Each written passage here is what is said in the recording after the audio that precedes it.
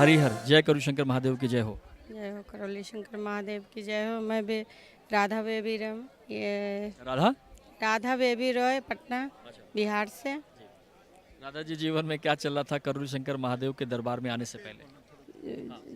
दरबार से जुड़ने से पहले जीवन में बहुत उथल पुथल और घरेलू कलेश चल रही थी। सब जब से दरबार से जुड़े सब अच्छे हैं। बीमारी भी बहुत थी। क्या क्या बीमारी थी? 30 साल से दवा खा रही थी। किस चीज़ की? शुगर, थायराइड, बीपी, ये अर्थराइटिस, बहुत सारी प्रॉब्लम थी। यूटरस भी ख़राब थी मेरी। डॉक्टर ने बताया ऑपरेशन कराना पड़ेगा। फिर बोले कि आपको शुगर है तो ऑपरेशन भी नहीं हो पाएगा, आपको सदा जीवन दवा खाना पड़ेगा। लेकिन नहीं, इसी बात रही कि मैंने बाबा से संकल्प ली। बाबा का भभूति खाते खाते तीनों टाइम मैंने दवा की जगह बाबा की भभूति खाई और मेरा यूटरस प्रॉब्लम ही ख़त्म हो गया। तो पहले 3 टाइम दवा खाती थी, आज वो 3 टाइम आप भभूति खाती हैं और कैसा लग रहा है? पहले दवा नहीं खाती थी तो डर लगता था, अब खाने से डर लगता है बस। अब उन रोगों में क्या क्या है? वो जो पीछे के रोग हैं उनमें क्या? कुछ नहीं है, सारी समाप्त। यहाँ तक कि ये एलर्जी अस्थमा भी थी। तीनों टाइम इन्हेलर लेती थी मैं। कलकत्ता से इलाज कराई थी एलर्जी अस्थमा केयर। वहाँ से बताए डॉक्टर कि ये तो जेनेटिक प्रॉब्लम है। तो रोज 3 इन्हेलर दिए जो सुबह दोपहर शाम मारते रहिए, अपना लेते रहिए।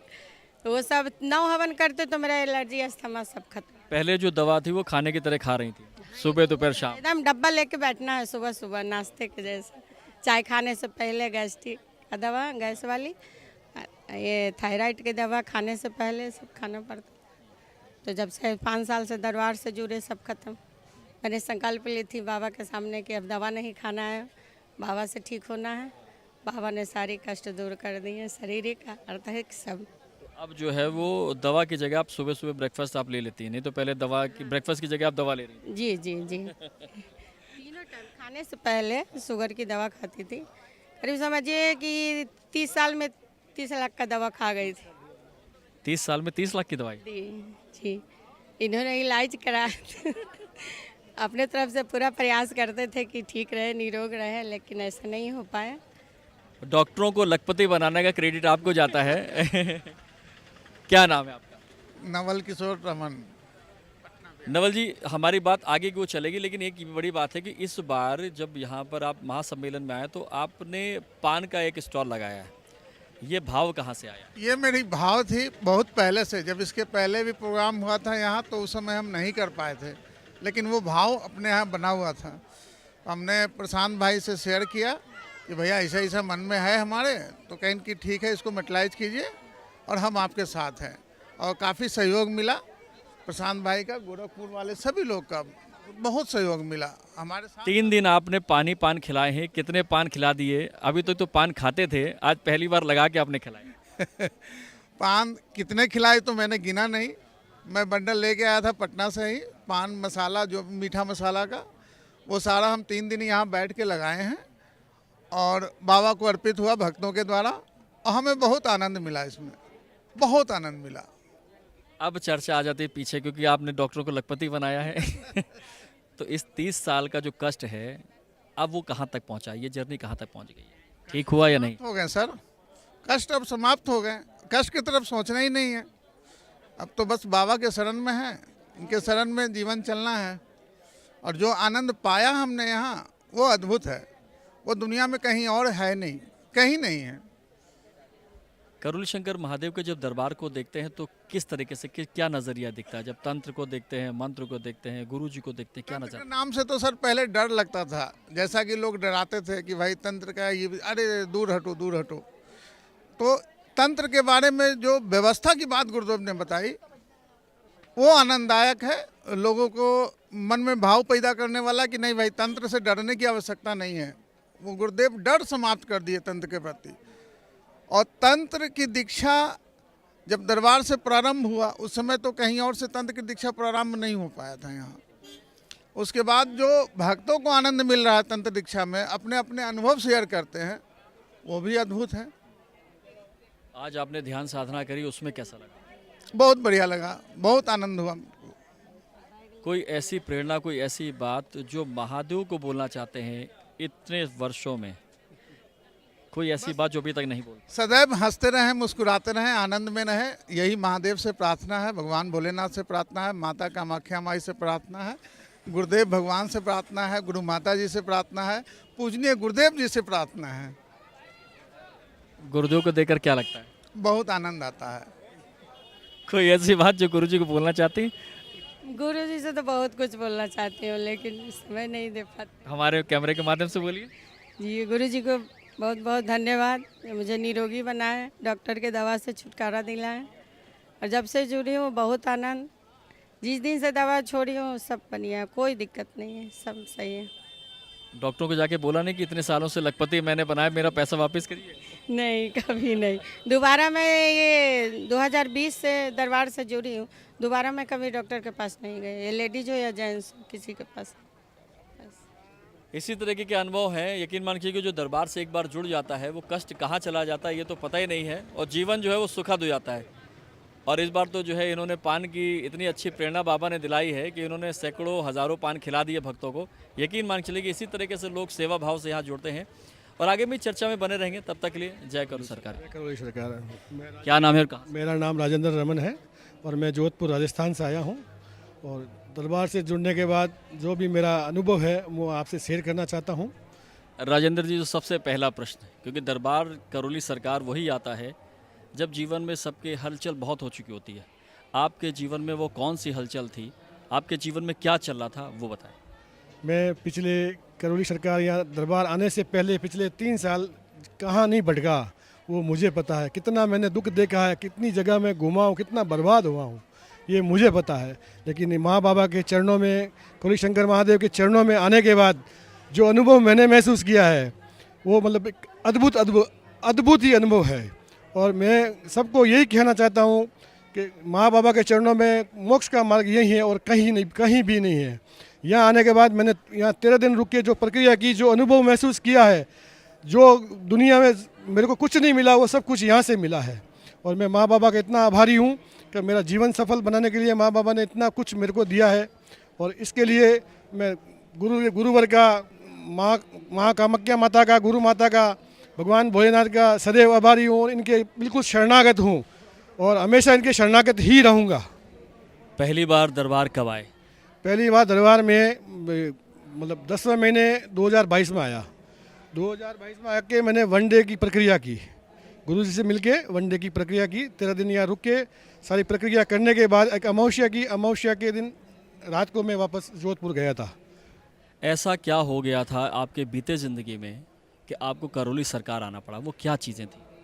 मेरे घर के अंदर मेरे बीबी मेरे आपस में झगड़ा होना, मेरे पिताजी मेरे खिलाफ़ होना, मेरा परिवार पूरा मेरे खिलाफ़ होना, मेरे बेटे की बहू मुझे बोलती है कि तेरे को जेल भिजवा के रहूँगी।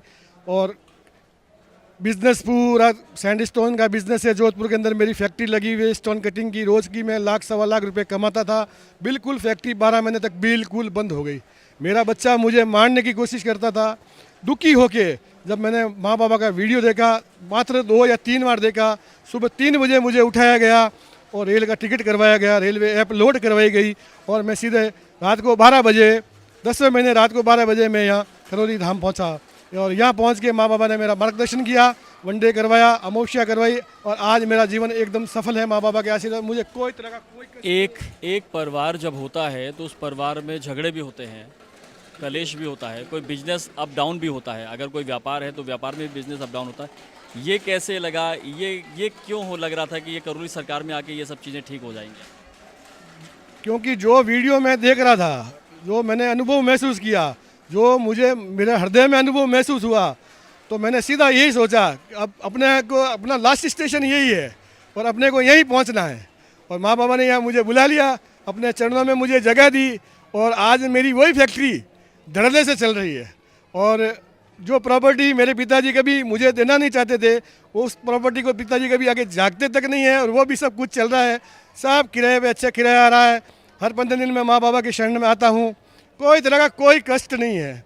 आपने बोला कि बेटा जो है झगड़े करता था, आपने बोला कि बहू जो है वो एलिगेशन लगाती थी, ऐसा क्यों था? ये पता नहीं, मतलब इतनी गंदगी घर में थी, कहना का मतलब इतने पितृ दोष थे कि घर में जैसे ही घुसता था बस सब दिन झगड़ा झगड़ा, ऐसा मन करता था घर में रहना ही नहीं है, बस घर छोड़ के चला जाऊँ। और जहाँ कहीं जाता था तो उनको तकलीफ होती थी। और जैसे यहाँ आया 13 दिन यहाँ रुका, यहाँ जाने के बाद जैसे भी घर में हवन किया मैंने, हवन करते ही जो मेरी बेटे की मिसेज थी वो मतलब बहू थी, बिल्कुल भस्म खाने को तैयार नहीं, और आज वो भस्म अपने आप उठा के खाती है। ये माँ बाबा का अद्भुत चमत्कार है। परिवार के लोग जो मानते नहीं थे, अभी मेरी बच्ची के बच्ची हुई है माँ बाबा के आशीर्वाद से। माँ का वस्त्र जो अम्बुबाची का वस्त्र होता है, उस वस्त्र मेरे बच्ची को तकलीफ थी, पाँव दुखते थे, कमर दुखती थी और काफ़ी तकलीफें थी। दुनिया में कहीं ठीक नहीं हुई, मैंने कोई प्रक्रिया उसकी नहीं करवाई है, नहीं उसने अभी तक की है। माँ बाबा का खाली संकल्प किया, उस वस्त्र को उसने इस्तेमाल किया है, उस वस्त्र से उसका सब कुछ अच्छा हो गया है। और कहना धीरे धीरे उस बच्चे की बच्ची हुई है, नवरात्रा में हुई है, और उसका नाम भी मैंने मैया रखा है और उसका रोज़ आशीर्वाद लेता हूँ। और जब भी मैं जाता हूँ बड़ी ऐसे मुस्कुराती, समझ लो मेरी माँ मुस्कुरा रही है। जीवन में बहुत भटकाव था, कितने साल भटके, कम कहाँ कहाँ गए? कम से कम 3 साल भटका था मैं। गुजरात किया, वहाँ बालोतरा किया, और मतलब ऐसी जगह नहीं थी, हमारे जोधपुर में भी 8-10 जगह ऐसी जगह नहीं थी कि जहाँ मैं नहीं पहुँचा। लेकिन हर जगह मुझे कहीं भी मतलब ठीक है 5 दिन 4 दिन सही हो गया, 6ठे दिन वो नहीं जाओ तो वो दिक्कत चालू। यहाँ आने के बाद कितना पैसा फूंक दिया उसमें? कम से कम 1-1.25 करोड़ रुपए मैंने पता नहीं कहाँ चले गए, कुछ पता ही नहीं लगा। क्या करवाते थे वो? बस गाड़ियाँ इधर उधर करवाना, प्लॉट बिकवाना, कोई काम है तो काम करवाना।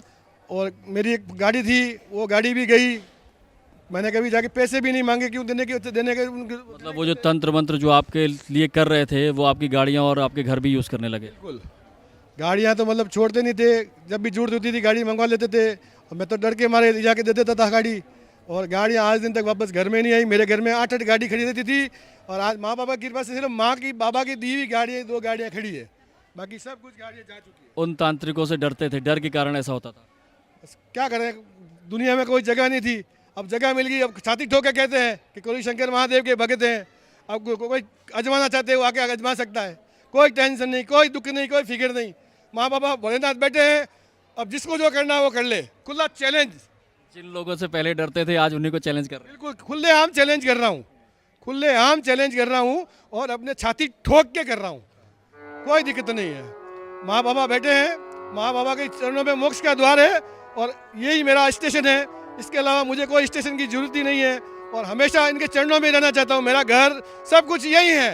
मैं तो माँ बाबा को यही बोलता हूँ, मुझे अपने चरणों में शरणागत दें। तो और जीवन में क्या अनुभव थे वो बताएं? जब मैं मंत्र दीक्षा ली, मैंने गुरुवर के सामने आके एक मंत्र दीक्षा ली थी, तब मेरा वजन 170 किला 168 किला करीबन था। और गुरुवर ने ऐसी कृपा मुझ पे, माँ बाबा ने, गुरुवर ने, भोलेनाथ ने की कि आज मेरा वजन 135 किला है। और एक दिन छोड़ के आधा किलो रबड़ी में मतलब इतना शौकीन हूँ माँ बाबा के आशीर्वाद से, लेकिन मेरा वज़न नहीं बढ़ता है। उल्टा माँ बाबा को ये बोला है 3 महीने या 6 महीने के अंदर ये जो मेरा वज़न है इसको और कम कर दीजिए, 100 के लगभग लेके आ जाइए, ताकि मैं भी पद यात्रा कर सकता हूँ। पद यात्रा करके मेरे बच्ची को वनडे का पुण्य दिलवा सकता हूँ। अच्छा, एक चीज़ आपने और बोली कि वो कुछ फलाहारी रहते हैं, वो क्या चीज़ है? मैं पिछले माँ बाबा के आशीर्वाद से 1.25 साल से करीबन 15-16 महीने हो गए, मेरे अन्न की बिल्कुल इच्छा ही मतलब बिल्कुल मैंने त्याग दी। नवरात्रा थे, माँ के नवरात्रा मैंने आज दिन तक चालू ही रखे हैं। मैंने कभी यही नहीं सोचा कि मुझे अन्न खाना है, नहीं, मुझे अन्न की आवश्यकता है। मैं सिर्फ हल्का फुल्का फलाहारी जो माँ बाबा का प्रसाद घर में माँ बाबा ग्रहण करते हैं वही प्रसाद मैं ग्रहण करता हूँ।